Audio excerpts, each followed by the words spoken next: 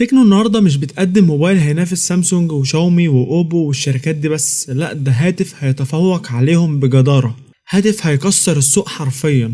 اعمل بس لايك واشتراك، اهم حاجة الاشتراك، عايزين نوصل 200 الف مشترك في نهاية السنة وانت اللي هتساعدنا بكده. ويا اهلا بيكم مشاهدين ومتابعين قناة موبي سي.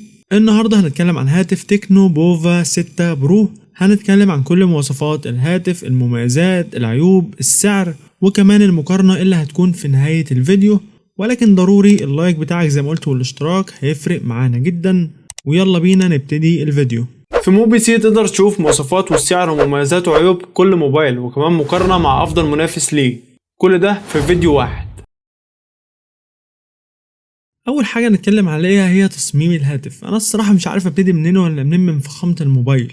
الموبايل شكله مميز بطريقة جامدة، الموبايل حرفيا شكله كده رايق وفخم وجميل، وبالذات الالوان اللي فيه كده والتشريحات اللي طالعة منه بالنور اللي بينور. بصراحة انا مش عارف اقول ايه، ان التصميم جامد مميز، من اجمل التصميمات اللي شفتها في الهواتف عموما. طبعا خامات الهاتف هنا بتيجي من البلاستيك. وخلونا نشوف الشاشة، والشاشة هنا حجمها 6.78 بوصة، جودتها فول اتش دي بلس، وبدقة 2436 في 1080 بكسل، مع معدل كثافة بكسلات 393 بكسل لكل انش. والشاشة نوعها أموليد، ومعدل تحديثها 120 هرتز، والسطوع بتاع الشاشة 1300 نتس أو 1300 شمعة يعني. هنا الشاشة حقيقي ممتازة على فئة الهاتف، يعني شاشة أموليد 120 هرتز في السعر ده، كمان مع سطوع الشاشة كويس جدا يعني، فحقيقي الشاشة هنا كويسة جدا. هنتكلم عن أداء الهاتف أو المعالج يعني، والمعالج هنا هو ميدياتك ديمنسايتي 6080 اللي بيجي بدقة تصنيع 6 نانو، والمعالج ده بيعادل أداء معالج سناب دراجون 695 حسب منصة انتوتو. المعالج هنا الصراحة برضو كويس، يعني معالج هيقدم لك أداء كويس ومتوسط، سواء بقى في استخدام يومي، تصفح، ألعاب، برامج. المعالج مناسب بشكل عام للفلوس اللي انت بتدفعها، أو مناسب على فئة الهاتف. الجهاز بيجي بنسختين، الأولى 256 جيجا مع 8 جيجا رام، والتانية 256 جيجا مع 12 جيجا رام. والهاتف هنا بيدعم تركيب كارت ميموري خارجي. تكنو هنا بتقدم في الهاتف 2 كاميرا خلفية، الأولى 108 ميجا بكسل ودي الكاميرا الأساسية، والكاميرا التانية 2 ميجا بكسل ودي لعمل العزل. والصراحة كان مفروض يكون في هنا في السعر ده كاميرا زاوية واسعة. تقدر تصور فيديوهات من الكاميرا الخلفية بجودة 2K 30 فريم في الثانية. وكاميرا الهاتف الأمامية بتيجي 32 ميجا بكسل، وتقدر تصور بيها فيديوهات فول اتش دي 30 فريم في الثانية. بطارية الهاتف هنا جاب حجم 6000 ملي أمبير، بطارية كبيرة وممتازة مع المعالج الموفر للطاقة، بالإضافة لدعمها الشحن السريع بقوة 70 واط، يعني تقدر تشحنها بالكامل في خلال 50 دقيقة فقط. وبتدعم الشحن العكسي بقوة 10 واط. والصراحة يعني قوة الشحن السريع في الموبايل ده ممتازة.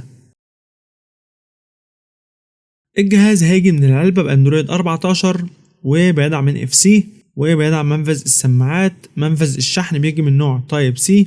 سماعات الجهاز بتدعم الاستيريو، والهاتف بيدعم خدمات الجيل الخامس، والوان الجهاز هم الاخضر والرمادي، وبيدعم البصمة وموجودة في الشاشة.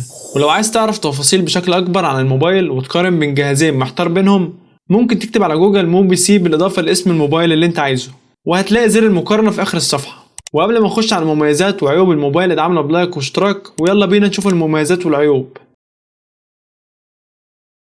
بالنسبة لمميزات الهاتف، فالشاشة هنا ممتازة حرفيا على فئة الهاتف، برضو المعالج كويس على فئة وسعر الهاتف. البطارية مع الشحن السريع الاتنين ممتازين الصراحة، بالذات الشحن السريع في السعر ده. بالنسبة لعيوب الموبايل، فكنا نتمنى لو كان فيه كاميرا زاوية واسعة في السعر ده. طيب خلونا دلوقتي بعد ما قلنا كل حاجة عن الهاتف، وقبل ما نخش على المقارنة اللي هتكون في نهاية الفيديو، خلونا نعرف سعر الهاتف. بس خد بالك ان السعر في مصر وفي السعودية مجرد اسعار احنا متوقعينها، لان الجهاز لسه منزلش مصر ولا السعودية. الاسعار دي لنسخة 256 جيجا مع 8 جيجا رام. الهاتف نزل رسميا في الخارج بسعر $230.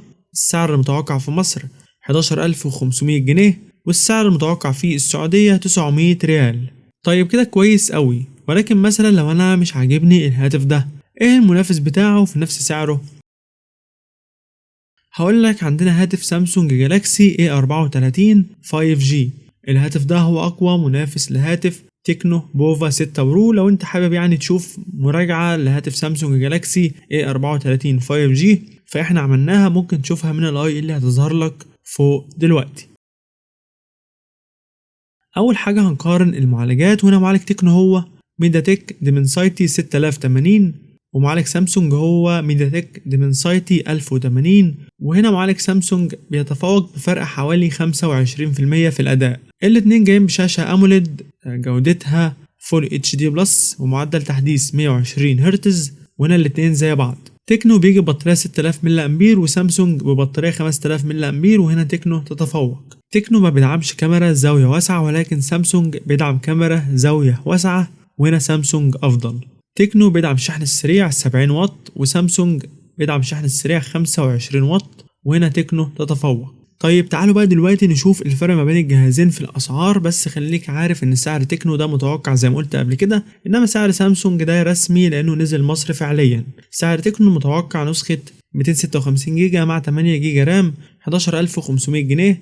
سعر سامسونج الرسمي نسخة 256 جيجا مع 8 جيجا رام 14200 جنيه. من خلال موقع موبيسي هتقدر تشوف مواصفات اي هاتف والاسعار الرسميه للهواتف، وكمان من خلال الموقع هتقدر تقارن بين الاجهزه وتعرف الجهاز الافضل ما بينهم. كل اللي عليك هتكتب موبيسي في جوجل وتخش تدور على اللي انت محتاجه. في نهايه الفيديو لو عندك اي هاتف معين محتاج ان احنا نعمل له مراجعه او اي اسئله اكتبها في التعليقات، ومستني رايكم في هاتف تكنو بوفا 6 برو. قول لي كده نظامه يعني شايفه حلو ولا لا. اتمنى يكون الفيديو عجبكم، ما تنساش تعمل لايك للفيديو واشتراك للقناه.